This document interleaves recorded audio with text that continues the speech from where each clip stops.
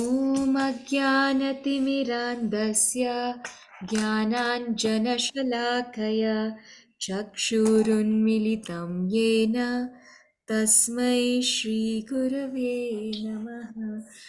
ॐ विष्णुपादाय कृष्णप्रेष्ठाय भूतले श्रीमते भक्तिवेदान्त स्वामिन्निति नामिने।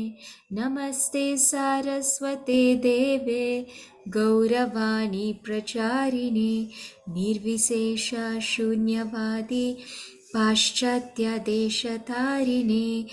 जय श्री कृष्ण चैतन्य प्रभु नित्यानंद श्री अद्वैत गदाधर श्रीवासदि गौर भक्त वृंदा। हरे कृष्णा कृष्णा कृष्णा हरे हरे, हरे Ram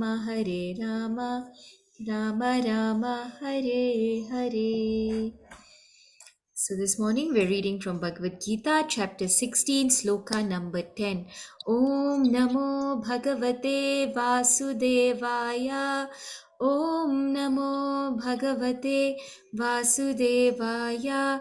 Om Namo Bhagavate Vasudevaya. So Krishna is speaking these words. Kamam ashritya dushpuram.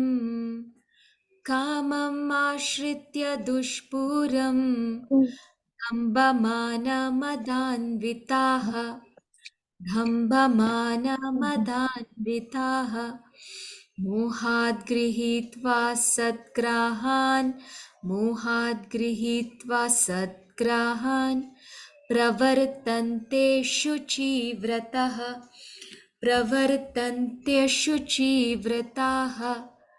taking shelter of insatiable lust and absorbed in the conceit of pride and false prestige. The demoniac, thus illusioned, are always sworn to unclean work, attracted by the impermanent. Wonderful translation there by Srila Prabhupada. Jai Srila Prabhupada. So, Krishna is giving us some very, very strong messages in these verses of the 16th chapter, which is entitled The Divine and Demoniac Nature. Okay, so at this point, we are going through the qualities, the thought processes of the demoniac. Okay, what are their activities? How do they think? How do they speak? We are going through the thought processes and qualities of the demoniac. So let us discuss some important points of this shloka. Okay, Krishna has ended the shloka. The last line of the shloka says, Pravartante Ashuchi Vrataha. Okay, they flourish by committing unclean vows. Ashuchi vrataha. So, Shuchi vrataha means clean vows, purified vows. This is what we should live by. But the demoniac, they live by Ashuchi vrataha, unclean vows. Okay, so this is very important for us to note. Okay, let us discuss some other important points of this shloka. Okay, the Lord says that the demons have no satiation, they have unfulfilled desires. Srila Prabhupada writes in the purport that the demoniac mentality is described here. The demons have no satiation for lust. They will go on increasing and increasing their insatiable desires for material enjoyment. So, Prabhus and Matajis, it is very important to note that materially we can never get any fulfillment. We think that after this I will become satisfied. Let me just do this one last time and then I will become satisfied. Okay, this is just a small thing. Let me just do it. By doing this or by eating this or by doing that, I will definitely become satisfied and then I will stop forever, permanently. But the nature of material activities and desires is that they are never ending. Okay, hence, by committing material activities, we can never get fulfillment.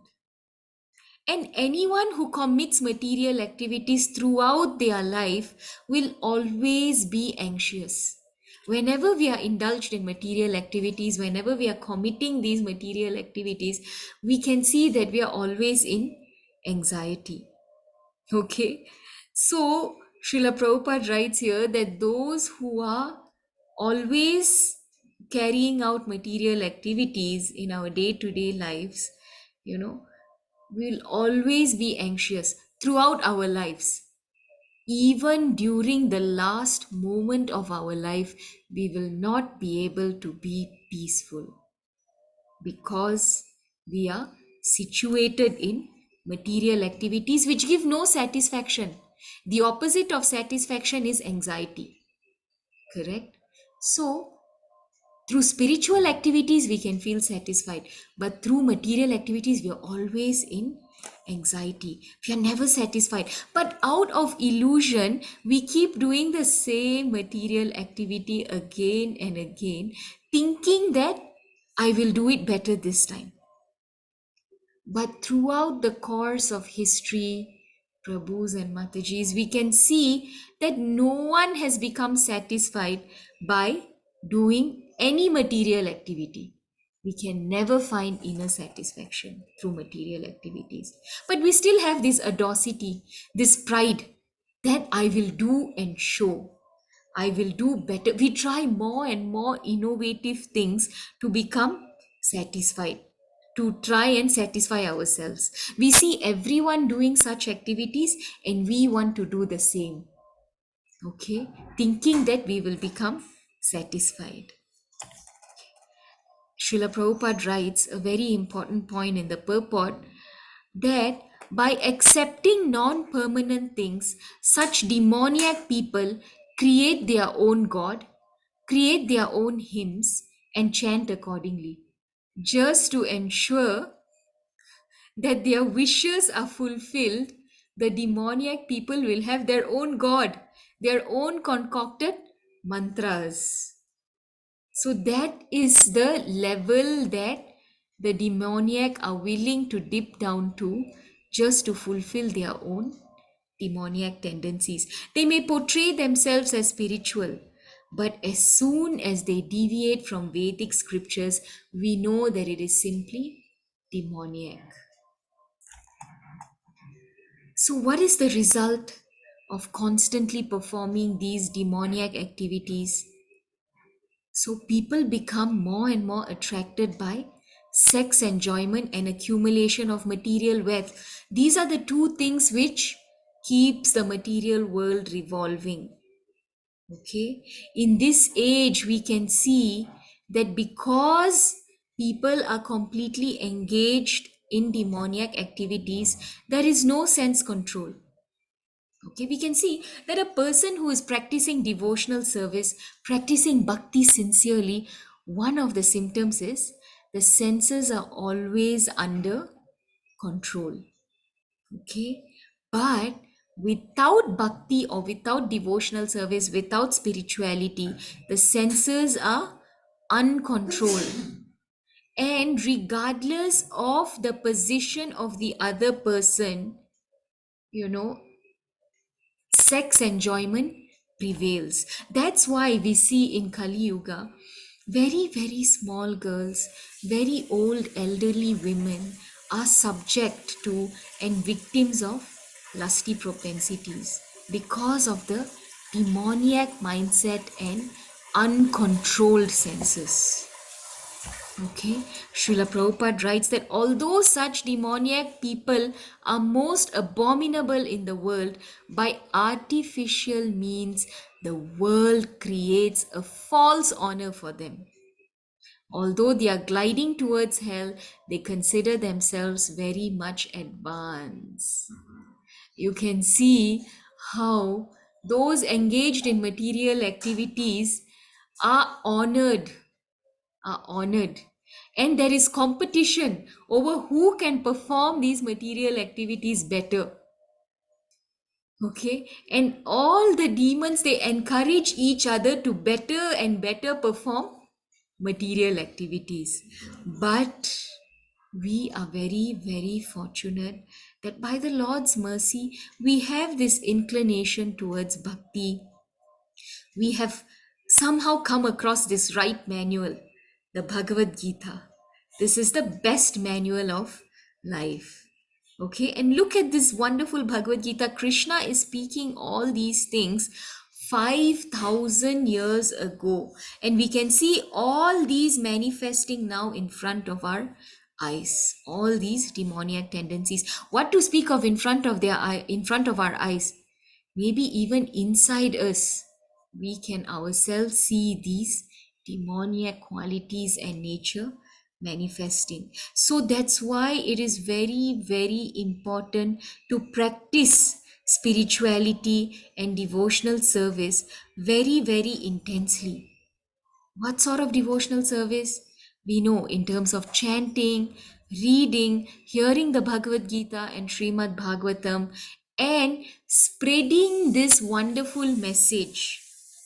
Okay, because many are flowing, simply flowing. You can see in the world today, many are simply flowing in this demoniac tendencies, and along with them, the innocent people are also flowing. So, when we learn the Bhagavad Gita, it is our duty to take this message and go and preach to the innocent people to help rescue them from the flood of demoniac activities. It is the responsibility of all of us to do so. Okay, to rescue others who are swayed by these demoniac activities. Krishna, in the following verses, he will help us understand these demoniac activities, nature, thought processes in more and more detail. So, let us look through the verses in the upcoming days. Let us learn and let us try to preach to innocent people to rescue them from this tendency. So, thank you all very, very much. And we wish you a blissful Krishna conscious week ahead. Hare Krishna.